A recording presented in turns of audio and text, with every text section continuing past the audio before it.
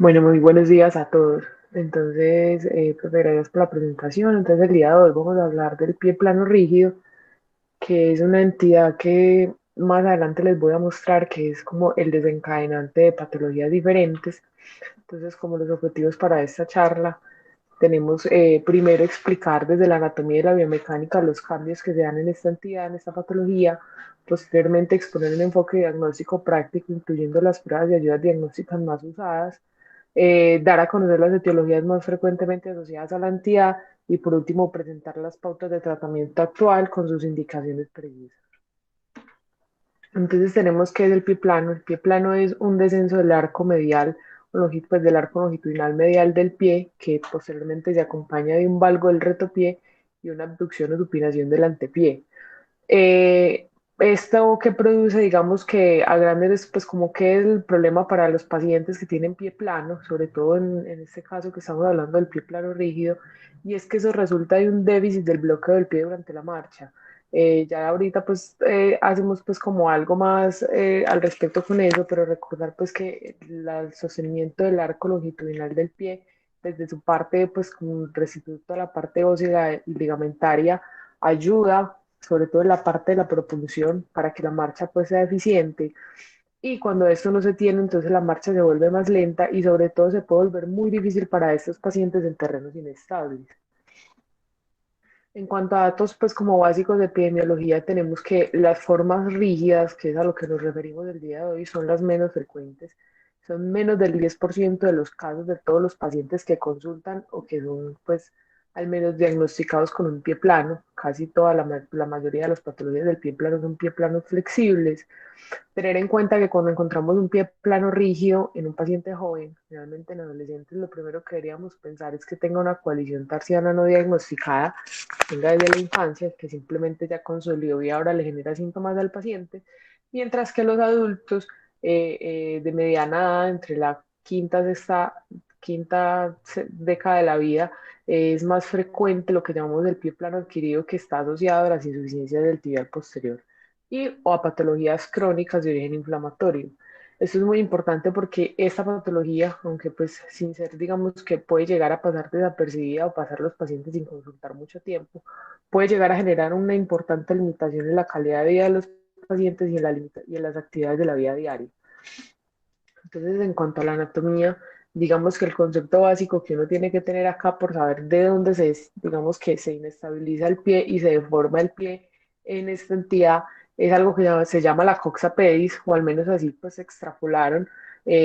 como en una articulación del pie, pues como la relación articular entre el talo, el calcáneo y el navicular, que lo que se hace es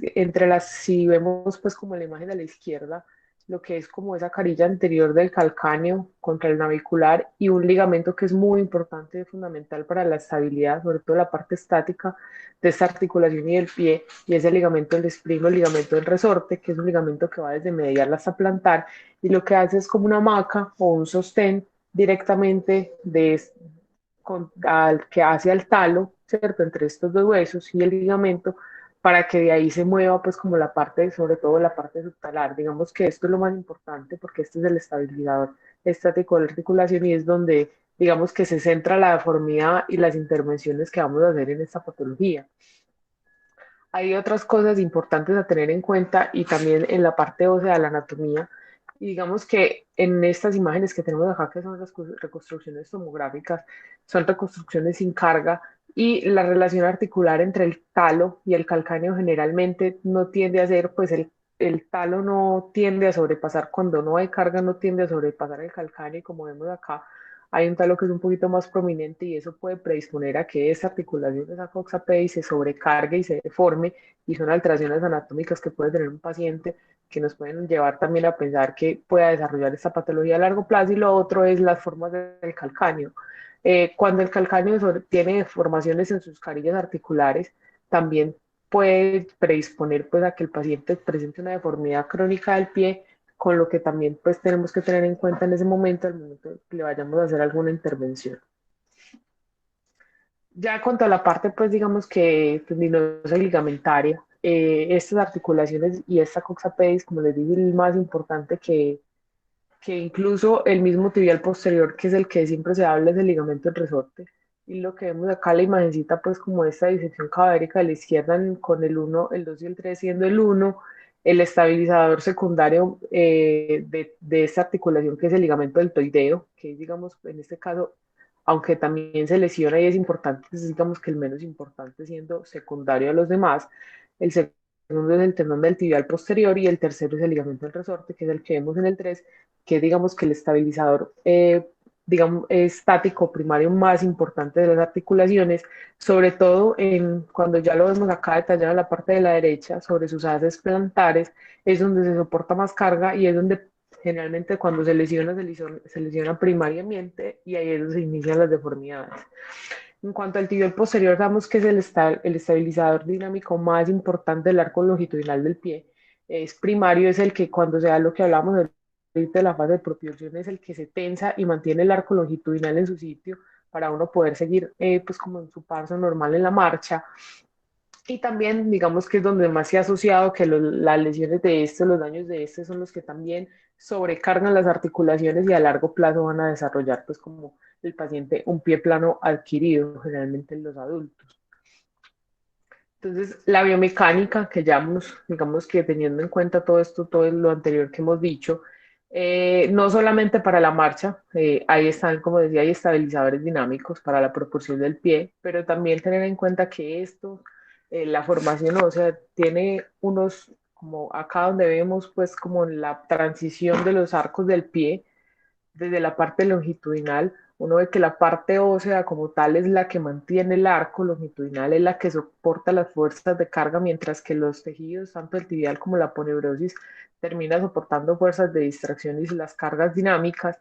y que cualquier deformación en este ángulo, ¿cierto? En esta inclinación del pie puede llevar a que el paciente se vaya deformando y forme un pie plano, y que esto pues aún teniendo pues la parte ligamentaria, esto es digamos que la génesis o el origen de que el pie se deforme y digamos que haya un daño irreversible a largo plazo que vaya llevando a que el paciente presente un pie plano y que se vaya poniendo rígido con el tiempo y que se vuelvan deformaciones fijas óseas que aún siendo correcciones ligamentarias pues no van a tener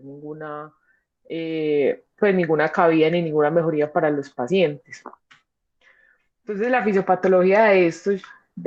que ya sabemos pues como qué estructuras alrededor se dañan y cómo se deforma el pie, entonces hay un desequilibrio durante el paso inicialmente, sea porque primero se haya un génesis de daño ligamentario o porque haya un daño directamente articular, y el apoyo del pie se va medializando, sobre todo en el retopié. Entonces lo primero que se hace es el valgo del retopié, que es el valgo del talón que uno ve generalmente cuando mira pues digamos que desde la parte de atrás al paciente. Posteriormente el antepié se va en supinación y en abducción, y también puede haber deformidades en el apoyo medial del hálux que también se va deformando.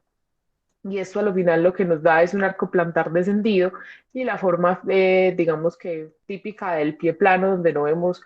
arco plantar y la pisada del paciente se vuelve, digamos, en cierta forma pronadora. Entonces, teniendo en cuenta eso, entonces tenemos estos pacientes con una clínica de pie plano, vamos a saber que el enfoque diagnóstico general es por qué nos consultan los pacientes que tienen pie plano, y es generalmente dolor y cansancio, ¿cierto? El pie plano puede ser completamente asintomático, sobre todo en sus formas flexibles, pero cuando ya estamos hablando de que el paciente tiene una patología más avanzada, si es que estamos hablando de patologías degenerativas, que generalmente es lo que se asocia pues como al pie, a las estadios finales de la rigidez del pie plano, el paciente sí puede manifestar dolor, ¿cierto? Dolor en los sitios que generalmente viene siendo un dolor a nivel medial que se va hacia la planta del pie, que puede tener pues como muchos diagnósticos diferenciales, incluso la fascitis plantar como sus diagnósticos al inicio, pero también presentar como cansancio. Clínicamente, obviamente, vamos a ver que el pie plano, pues en la parte de la evaluación clínica hay muchas cosas de las que podemos ver y que termina siendo el diagnóstico eminentemente clínico. Lo otro, por lo que el paciente, aunque pueda ser evidente, no consulta por la deformidad, sino porque muchos de ellos desgastan los zapatos más rápido de lo habitual y por lugares donde digamos que generalmente los zapatos no se gastan, por la parte medial. Y lo otro es que al paciente que de pronto el dolor o ese cansancio no es tan incapacitante, lo otro que puede pasar es que el paciente tenga una alteración, pues una deformidad tan grande que lo que le importe sea la alteración estética que tiene el pie y por eso terminé consultando. Entonces, ¿qué tenemos a la inspección de estos pacientes? Tenemos, lo primero que hay que hacer al examen físico es observar, ¿cierto? Un examen físico normal y es mirar, por ejemplo, la alineación de los miembros inferiores, tanto pues mirándolo desde la parte anterior hasta la parte posterior, mirar que no hayan deformidades angulares, que también sean las causas, pues como la alteración, por ejemplo, de la pisada del paciente. Y lo otro, entonces ya mirar cómo se pisa el pie, cómo ve el paciente, cómo se ve el arco longitudinal del paciente, por ejemplo, en este momento en carga, donde generalmente es donde se pierde. Posteriormente podemos mirar desde atrás lo que vemos en la imagen de la derecha arriba, que este paciente que tiene pues evidentemente un pie plano y un valgo del retopié, vemos en el antepié lo que llamamos el signo de muchos dedos, el Tumentus, que es simplemente que se logra cuando uno mira al paciente desde atrás, se ven pues como muchos dedos desde la parte lateral, que no es lo habitual pues como en una pisada normal de un paciente. Y lo otro, y que se da generalmente pues cuando ya la patología está muy avanzada, y lo otro es cuando uno mira al paciente desde abajo también, mirar acá pues como esa alineación y lo que hay que mirar en la parte plantar es como lugares y zonas de presión anormales que los pacientes hacen cuando ya tienen patologías rígidas, que logran hacer zonas de presión y cambios en la piel, que pues también nos tienen que llevar a pensar que hay que intervenir de forma temprana para evitar pues que el paciente, por ejemplo, se ulcere o requiera pues como cambios importantes en el calzado. Ya lo otro que tenemos que saber, estamos hablando de pie plano rígido, sabemos que la mayoría de las formas son flexibles, es saber si definitivamente si nos estamos enfrentando hasta esta entidad, entonces saber si es reductible o no. Varias pruebas para eso, desde lo más básico que es simplemente fijar el valgo, pues corregir el valgo y fijar el retropié e intentar mover desde el antepié basándonos en la base del primer metatarsiano y ahí intentar mover el pie después de fijar el retropié y saber si el pie se mueve o no, si la articulación se mueve o no, y ahí de entrada uno saber y empezar a pensar, que es lo que vemos a la derecha, si el paciente definitivamente nos estamos enfrentando hacia una patología rígida, una patología reductible. La otra que también es muy,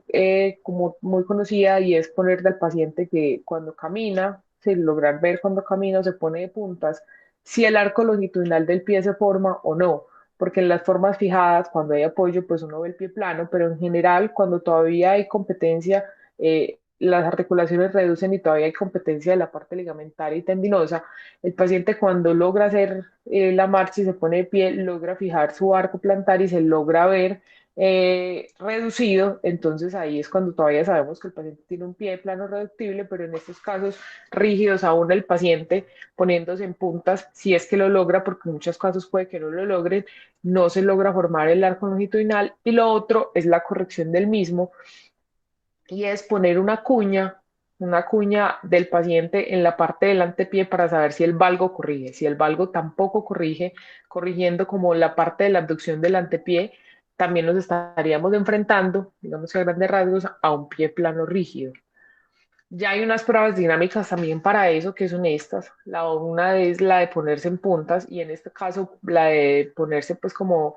en puntas del pie no es para mirar si se forma o no se forma el arco longitudinal, sino para mirar cuando, si las puntas, el valgo del retropié cambia. Generalmente cuando el paciente tiene un pie plano flexible y se pone en puntas, el valgo del retropié tiende a corregirse para estabilizarse. Sin embargo, en la forma fijada no cambia en absolutamente nada la inclinación o digamos que la deformidad del retropié como vemos acá en la imagen, entonces es muy probable que el paciente ya tenga una deformidad rígida que no va a reducir o incluso que no logre hacer pues o logre sostener la punta del pie por la deformidad que tiene. Lo otro es lo que vemos a la derecha que es el test de Jack y es que el paciente en carga en apoyo lo que le hacemos es una dorsiflexión al hallux, una dorsiflexión pasiva forzada con esta maniobra en las pacientes, en todo el mundo, ¿cierto? En todas las personas e incluso los pacientes con pie plano, pero los flexibles, el arco longitudinal debería tensarse y formarse, pero los pacientes que tienen una forma fijada, entonces ya no se va a formar ese arco longitudinal, como vemos ahí, sino que el paciente simplemente continúa en su deformidad. Y la otra es la prueba de Hitterberg, que es la que vemos abajo, y es pedirle al paciente que tanto de forma activa como pasiva le hacemos, si el paciente puede hacerlo de forma activa, puede apoyar y hacer una rotación externa del cuerpo, o sea, de la pierna sobre el pie, si no se la hacemos nosotros, y el paciente debería, en este caso, cuando uno hace eso, mantener el hálux, sobre todo la base, pues la cabeza del metatarsiano sobre el suelo, pero si no lo logra, al hacerle rotación externa a la extremidad, es porque el paciente ya tiene una forma fijada de esta patología. Entonces, en cuanto a la evaluación por las imágenes, tenemos que lo más importante es la radiología básica y las radiografías en el pie plano, cuando ya tenemos el diagnóstico, como vimos con todas estas pruebas y la clínica que nos revela el paciente, que tiende a ser pues lo suficientemente como sugestiva y clara para saber la patología, y es hacerla siempre en carga. Como vemos, el paciente cuando no está en carga incluso puede recuperar su arco longitudinal y saber si es un pie plano, pues si entre las patologías rígidas y flexibles. Pero estas, así sea una patología rígida, siempre se deben hacer en cargas para mirar definitivamente cuáles son las deformidades a las que nos vamos a enfrentar en el medio pie de la parte ósea. Como vemos acá, por ejemplo, lo más importante es que cuando uno tiene un pie sano y el paciente está en carga, igual el arco longitudinal, aunque tiende a colapsarse un poco, se mantiene, ¿cierto? Se mantiene la parte ósea. Sin embargo, cuando uno ve, por ejemplo, la imagen inferior, en este caso el paciente tiene el pie y se ve completamente como si fuera aplanado, directamente que el calcáneo se ve como en línea con los metatarsianos y el medio pie, tanto el medio pie como la parte y el talo se ve como más vertical por todo el aplanamiento y el pérdida del arco longitudinal. Entonces siempre se deben hacer radiografías en carga. Las otras cosas que podríamos mirar es para mirar como la magnitud de la deformidad y en las radiografías en carga y son los ángulos mirándolo pues como en la radiografía P, pues mirando directamente como si fuera desde la parte dorsal, mirar el ángulo que tiene el talo contra el segundo metatarsiano y este ángulo lo que nos va a decir es que qué tanta deformidad hay, digamos que el retropié contra el antepié sabemos que el pie, pues el retropié está en valgo, pero el antepié en este plano se tiende a ir en abducción y esta magnitud es lo que nos va a decir qué tanta deformidad el paciente está presentando en el tiempo. Este ángulo generalmente debería ser menor de 15 a 20 grados, pues cuando se ve muy aumentado, entonces ya tenemos una deformidad importante. Y lo otro es mirar los ángulos desde la parte de la lateral. Cuando tenemos este colapso del arco longitudinal, si vemos, hay un ángulo que podemos trazar también desde el talo con el primer metatarsiano y lo otro es mirar como la pendiente del calcáneo, que es el ángulo inferior, donde todo esto, cuando tenemos un pie plano, todos estos ángulos, digamos que van perdiendo magnitud, generalmente son ángulos que tienden a ser de más de 15 grados y el ángulo de la pendiente del calcáneo también es más de 20 grados y se van perdiendo e incluso la intersección entre esas dos líneas va haciendo que ese ángulo se aumente, como el ángulo entre el calcáneo y el talo, que también pues, digamos que la articulación que más al colapsarse se puede ir aumentando. Entonces, estas cosas lo que nos hacen a medir es cuál es la magnitud de las deformidades del paciente. Ya sabemos que el paciente tiene un pie plano, pero qué tan deforme está y si es una forma fijada, qué tan grave, pues digamos, es o la pérdida de las relaciones articulares o de la anatomía del paciente a la que nos vamos a enfrentar y el tratamiento pues que le vamos a dar al paciente. Las otras cosas, digamos que tenemos que mirar tanto en la radiografía y las imágenes complementarias. Ya, como dije, la mayoría de las cosas se hacen con radiografía simple. La otra cosa, como decíamos al principio, los pacientes jóvenes, sobre todo los adolescentes con un pie plano rígido, obviamente no, las patologías degenerativas no son como la primera causa, entonces otro que tenemos que mirar son las coaliciones tarsianas, como la foto de la que vemos en la imagen de la izquierda, superior a la izquierda,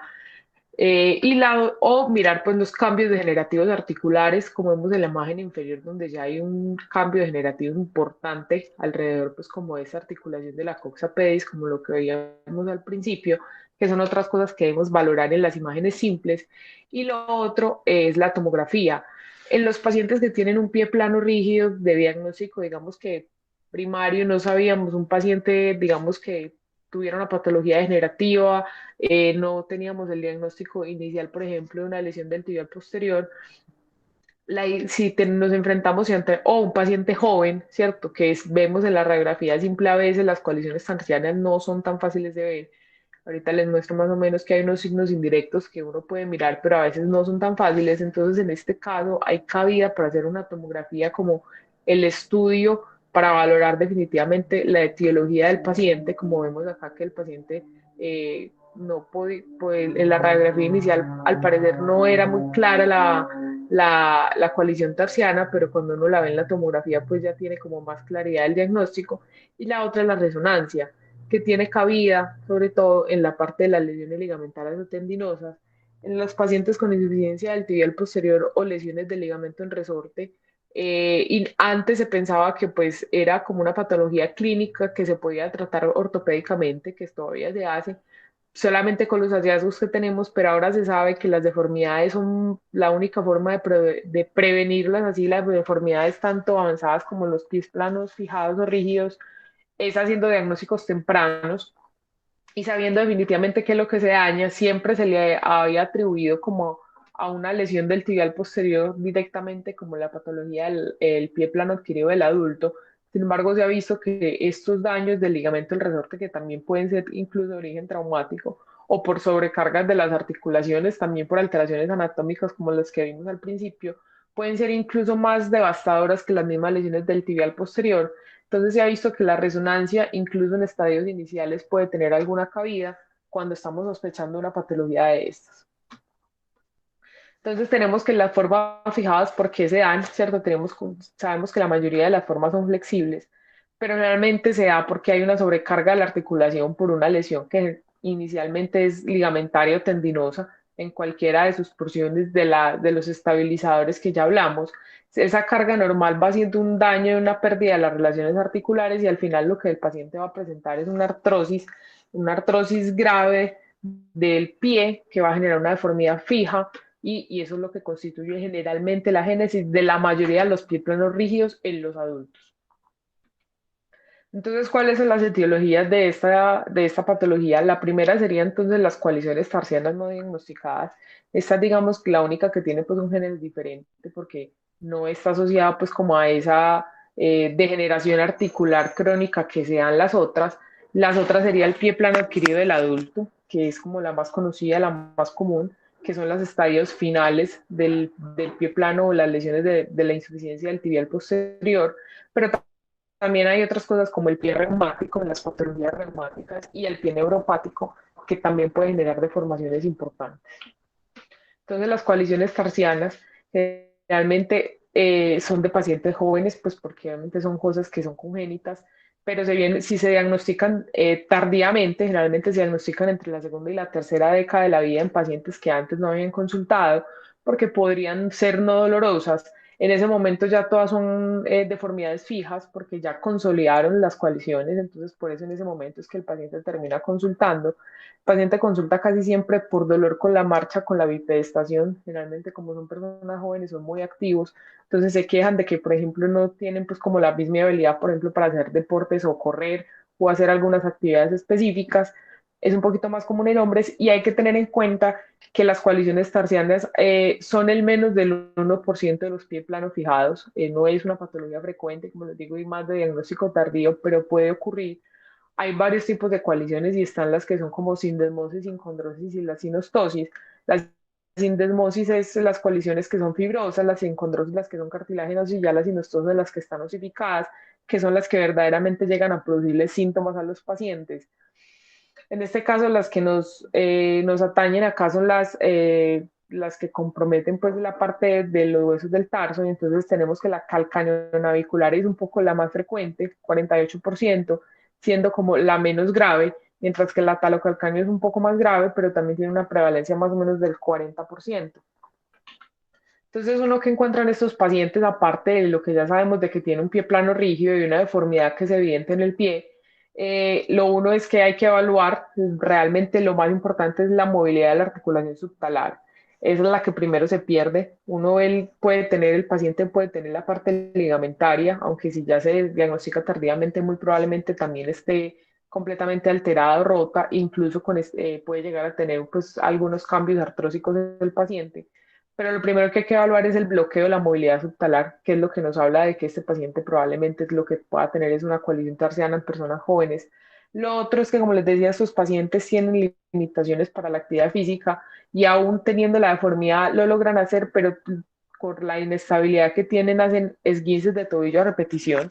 Y esa es otra de las, puede ser otro de las causas o motivos de consulta en estos pacientes, porque se esguinzan y se esguinzan por la inestabilidad que tienen, la deformidad que tienen al momento de la pisada. Y lo otro es la parte de los peroneos, que por la deformidad que ya tienen crónicamente desde hace muchos años y desde, pues, desde la infancia, pueden tener, digamos que cierta contractura de este nivel y eso también, pues, aparte de generarles dolor, empeorar la deformidad del paciente. ¿Y cómo diagnosticarla? La radiografía simple en la mayoría de los casos debería uno serle suficiente para diagnosticar esta patología. Sin embargo, ya están las imágenes de tomografía y las reconstrucciones 3D, que son las que hacen el diagnóstico. Sin embargo, hay unos signos indirectos y a uno no le queda claro o no tiene, pues digamos que tiene un alto índice de sospecha, pero no tiene, digamos que la tomografía dentro de la disponibilidad inicial. Y son estos signos que vemos acá. Y es este, por ejemplo, esta forma del talo anterior, que es como un pico, es como llaman como un pico del oro, que lo que está hablando es que aquí hay una anomalía ósea de una, digamos que una osificación anormal ahí en el talo, que le podría uno llegar a pensar que de ahí es el origen pues de la coalición. Lo otro es el signo de sebo en anillo, si vemos desde la parte posterior, se ve como una C, ¿cierto? Que cruza pues como el calcáneo en la forma del talo, ¿cierto? Que eso también habla de que el paciente pueda tener pues como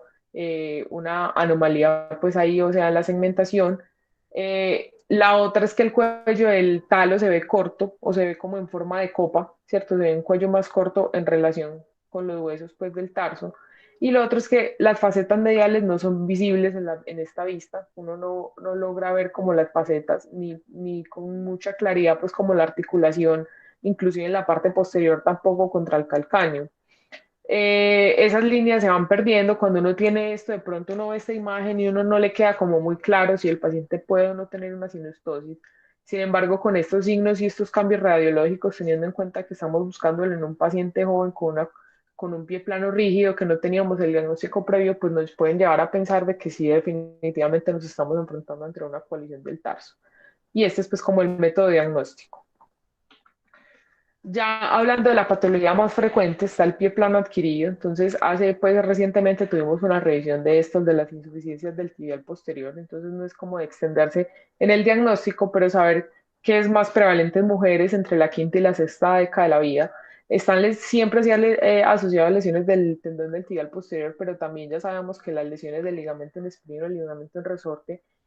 pueden llevar a la misma deformidad, incluso a formas más graves y de más rápida progresión por la pérdida, pues como de toda la superficie articular. Digamos que esto tiene una progresión en el tiempo, es una patología progresiva que ya después genera daño articular y genera la forma fijada que se va dando en grados, como vemos acá, tanto en grados de daño articular y ligamentario como en el cambio de la pisada del paciente. Clasificaciones hay varias, ¿cierto? Hay muchas, pero pues ahí la idea pues como de las clasificaciones es pues que tengan pues como un impacto en el tratamiento. Acá traje pues como la clasificación de Johnson y Strong que es ampliamente usada, es digamos que a modo de verlo un resumen porque en las grados, sobre todo en las grado 1, grado 2 hay pues estadios 1, 2, 3, pero pues no es el caso volver a resumir la patología, sino para mostrarles que en los grados avanzados en el grado 3 y en el grado 4 ya tenemos que hay un pie plano o algo fijo, ¿cierto? Ya son deformidades fijas en estas lesiones asociadas al tibial posterior. El paciente generalmente pues presenta dolor y una debilidad importante y no logra casi nunca el apoyo monopodal, como veíamos ahorita, ni el paciente es capaz de pararse en puntas. Y en los estadios incluso 4 ya la deformidad fija y los cambios en el pie, la cambio en el biomecánica del pie es tan grave que impactan el tobillo y también se asocia pues a lo que se llama una panartrosis y es que también hay una artrosis importante de la tibiotalar. En cuanto al pie reumático, tenemos que es una patología que puede estar asociada pues como a las artritis inflamatorias. Se puede afectar, digamos que con cierta frecuencia el pie en estas patologías, sin embargo, para llegar a la deformidad no es tan común, pues o al menos a la deformidad del pie plano. Y casi siempre se da el diagnóstico durante el espectro de la enfermedad, no es como el diagnóstico de inicio que el paciente vaya a consultar porque tiene un pie plano y no tenga diagnóstico de otra enfermedad. Generalmente son pacientes con artritis reumatoide que llegan a la consulta porque ya tienen una deformidad del pie con compromiso probablemente poliarticular, o sea, tienen compromiso en otras articulaciones, otras deformidades, sobre todo en los miembros superiores, y llegan a la consulta consultando pues ya por la deformidad del pie que puede llegar a ser un pie plano. Entonces, ¿qué patologías nos pueden dar esto? La primera sería la artritis reumatoidea. La artritis reumatoidea, digamos que es la más frecuente, da casi siempre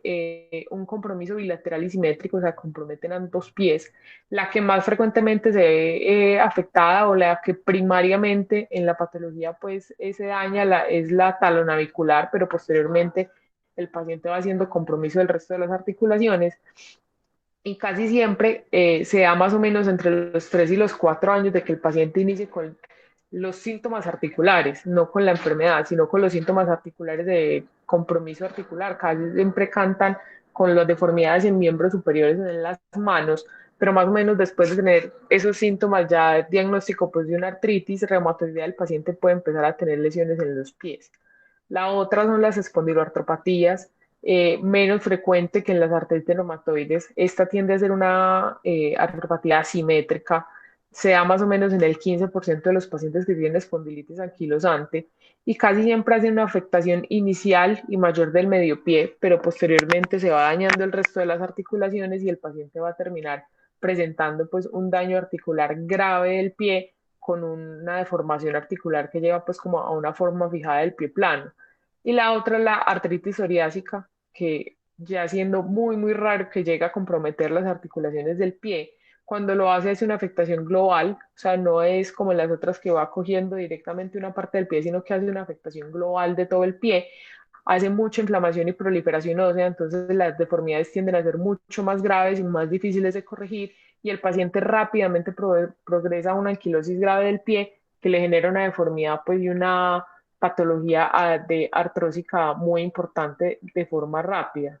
Entonces aquí tenemos pues como algunas imágenes eh, de esos pacientes. En la izquierda es un paciente con una artritis reumatoide, donde si podemos ver pues en la parte del retopía unos cambios inflamatorios y una remodelación importante, con una ya pues un daño articular que probablemente ya el paciente pues no tenga una movilidad importante en esa articulación y pueda llevar a un pie plano, mientras que acá a la derecha tenemos un paciente con una anquilitis, una espondilitis anquilosante, perdón, y vemos que hay un compromiso desde el medio pie hasta el retropié. No se ve tanta erosión, o sea, como el artritis reumatoide, pero sí hace un compromiso articular importante que al final pues termina deformando el pie. Y lo otro es el pie neuropático, ¿cierto? O la patología, pues la neuropatía periférica, siendo la más característica la artropatía de Charcot. Entonces, saco recordar que esto es una polineuropatía sensitiva grave y que está asociado más frecuente con la diabetes mellitus de larga data. Pacientes con larga data generalmente tienen, cuando hacen artropatías de Charcot, más de 10 años de diagnóstico, generalmente también asociado a pacientes no controlados. Estos pacientes hacen compromiso poliarticular del pie con unas deformidades muy graves y también muy difíciles de corregir que a lo largo del tiempo incluso pueden llegar a no tener pues como forma de tratamiento y tiende a ser bilateral hasta en el 24% de los casos. Recordar pues que la artropatía de Charcot pues tiene unas fases que inicialmente van siendo la parte inflamatoria donde el paciente consulta por una calor, edema en el pie que se puede incluso en algunos casos confundir pues con un proceso infeccioso asociado. Posterior a esa fase inflamatoria con los meses el paciente va haciendo la fase de fragmentación donde toda esa inflamación va haciendo el daño articular importante y por último toda esa parte digamos que el proceso, por así algo, se enfría y hay una consolidación ya con la deformidad adquirida del pie, como vemos pues tanto en la imagen del esquema como en la foto. La artropatía de Charcot tiene unos tipos dependiendo de la articulación que más se afecte y va desde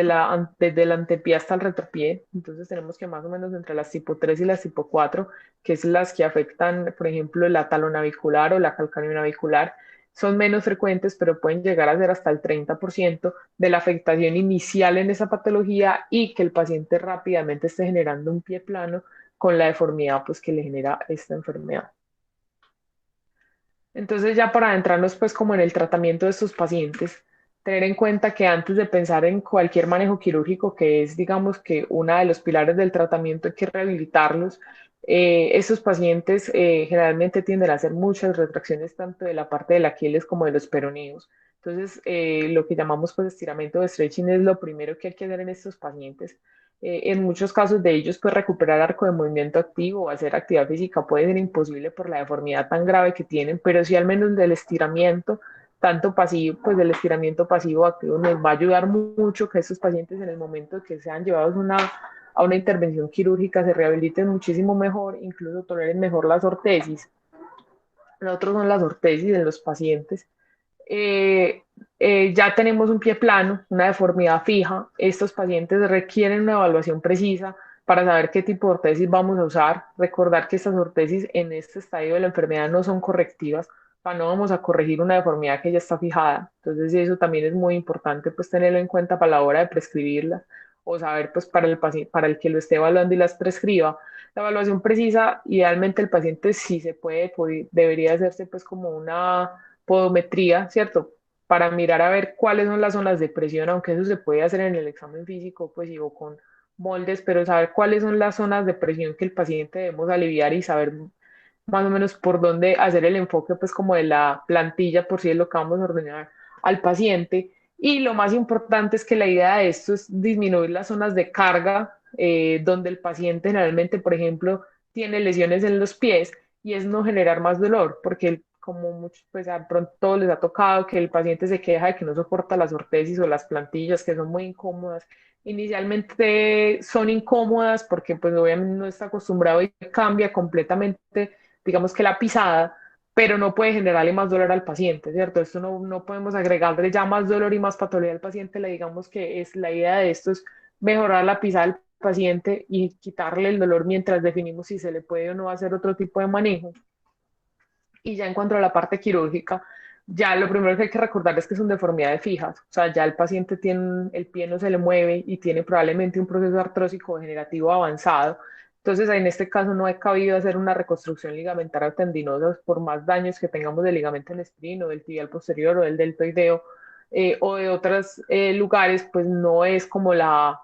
meta, pues como o el fin de la corrección en estas patologías. También recordar que las osteotomías del calcáneo, que es por ejemplo lo que se hace en los estadios iniciales del pie plano adquirido del adulto, no van a mejorar la alineación per se, ¿cierto? Ellas por sí mismas, sin hacer otro tipo de correcciones, no le van a mejorar la alineación al paciente, entonces digamos que tampoco son el estándar de tratamiento. Y ya sabemos que en estos casos las artrosis son el estándar cuando ya el paciente tiene mucho dolor o una deformidad muy importante que necesite corrección. En cuanto al tratamiento de las coaliciones, que ya las habíamos visto, solamente se tratan en los pacientes si son sintomáticas. Si el paciente no tiene síntomas, pues no tiene una limitación grave para la actividad física ni para sus actividades de la vida diaria, pues no debería hacerse ningún tipo de tratamiento. Lo otro es que si vamos a hacer una resección de una coalición debe ser una persona joven, o sea, idealmente adolescentes, porque cuando se diagnostican aún más tardíamente, o sea, en adultos, de más edad, si es que llega pues el diagnóstico hasta ese punto, probablemente ya la sobrecarga y la degeneración articular sea importante, entonces ya se comporte de otra manera diferente, entonces si se va a hacer debe ser en personas jóvenes, como decía, sin cambios artrósicos, y lo otro es que hay que mirar que también cuál es la magnitud de la coalición y cuál es la articulación que se está afectando, porque la resección también puede llevar a una sobrecarga de la articulación e incluso a largo plazo puede ser peor para el paciente, entonces eso también hay que tenerlo en cuenta. Ya habíamos dicho que la calcalio navicular es la más frecuente, pero también entonces por eso mismo es un poco, digamos que la más simple. Acá tenemos pues como la imagen de cómo se haría pues la resección. Uno va a hacer, digamos que un abordaje directo sobre la coalición y la reseca pues haciendo pues un corte, por ejemplo, con un escoplo. Es muy importante, esto tiene un alto riesgo de recidiva, hacer resecar una sinostosis, la sinostosis tiene recidiva, si no se hace ningún tipo de interposición, pues recidiva entre más del 50%. Entonces se puede hacer interposiciones, pues puede ser tanto con aloinjertos, con tejido graso o incluso pues con los extensores comunes, con una parte de los extensores comunes de los dedos para evitar pues como la recurrencia. Esta resección de esta coalición generalmente cuando se hace de la forma correcta en el paciente, digamos que indicado, tiene tasas de éxito que van mayores del 90% en pacientes jóvenes sin generar sobrecarga articular ni tampoco daño articular a largo plazo. La otra, la talocalcánea, que también es muy frecuente, pero esta sí reviste un poquito más de complejidad, teniendo en cuenta que puede ser, digamos que una colisión pequeña o puede incluso englobar toda la relación articular que tiene el talo contra el calcáneo,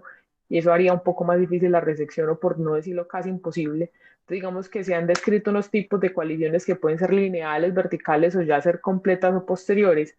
considerar que las completas y las posteriores, la completa pues digamos que no tiene probablemente cabida la resección completa y las posteriores pueden dañar la articulación y pueden alterar completamente la carga de la faceta posterior del calcáneo y llevar a otra deformidad crónica del pie. Entonces probablemente estos dos tipos de coaliciones no sean fáciles de resecar o digamos que no tengan una indicación como tal en los pacientes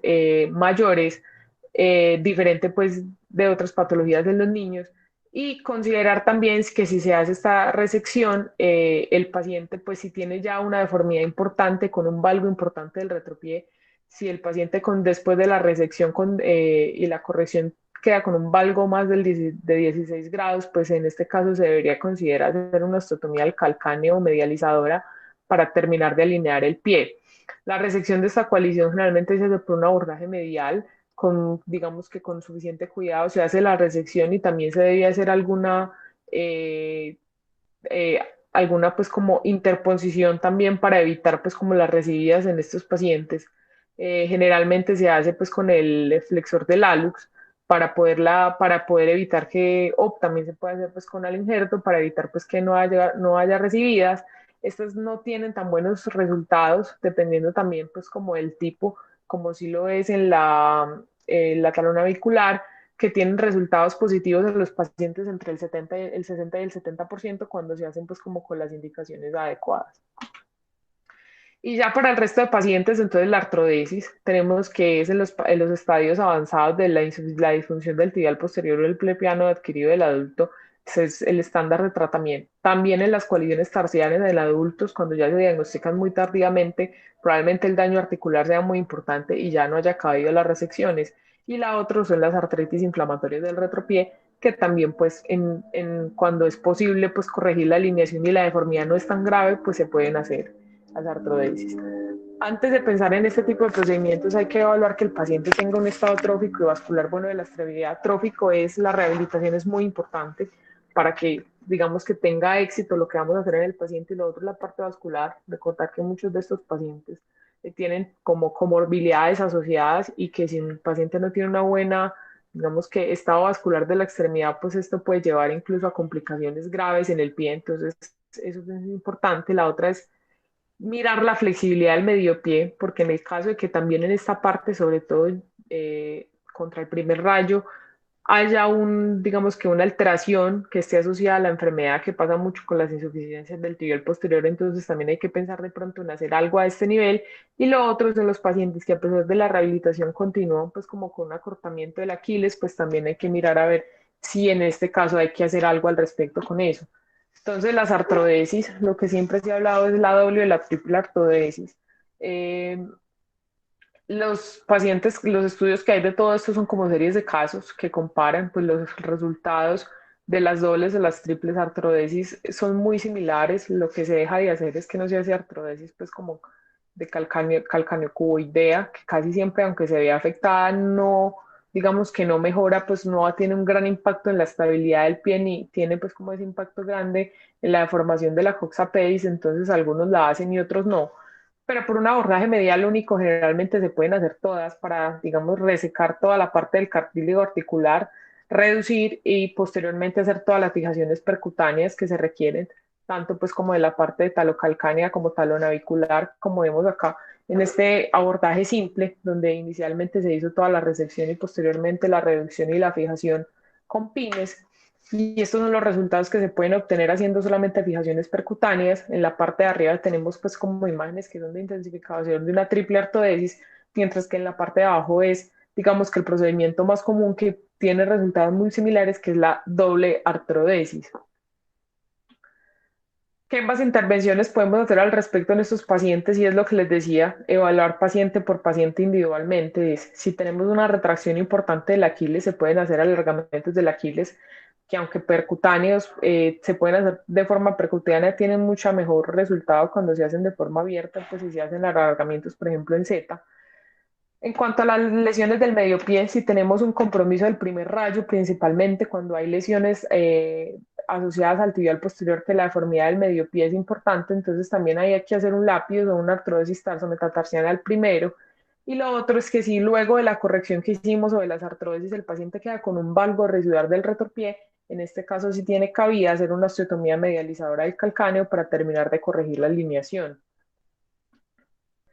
Y ya por último, entonces el plan postoperatorio de estos pacientes luego de que son operados, entonces inicialmente es una férula que puede dejarse para algunos de 2 semanas, otras 4 semanas. Posteriormente, el paciente iniciar pues con una ortosis tipo Walker que se deja hasta las 12 semanas con una carga progresiva parcial y luego se dejan con ortosis con soporte del arco plantar. En este caso, digamos que ya sí tienen cabida utilizar la UCBL porque lo que vamos a hacer es dar soporte luego de la corrección que hicimos, que se pueden dejar hasta por un año. Lo otro es que la parte de la rehabilitación y la fisioterapia es muy, muy importante, la movilidad del tobillo, potenciar estabilizadores del tobillo y la parte del tríceps. Entonces ya para concluir tenemos que entonces que el pie plano rígido es una entidad que aunque poco frecuente genera consecuencias graves para la funcionalidad del pie, para la biomecánica también de la marcha, que el diagnóstico es fundamentalmente, se basa fundamentalmente en la evaluación clínica y en las radiografías simples, aunque nos podemos apoyar de otras ayudas diagnósticas como la tomografía y la resonancia en casos seleccionados, que generalmente se asocia a un daño articular irreversible de la articulación, que generalmente es una artrosis severa, y lo otro que es el estándar de tratamiento son las artrodesis, aunque siempre se da un enfoque integral, pasando pues también desde la parte de la fisioterapia y otro tipo de intervenciones asociadas para mejorarle, digamos que los resultados a los pacientes y que se deben seleccionar adecuadamente los pacientes que vamos a operar. Muchísimas gracias.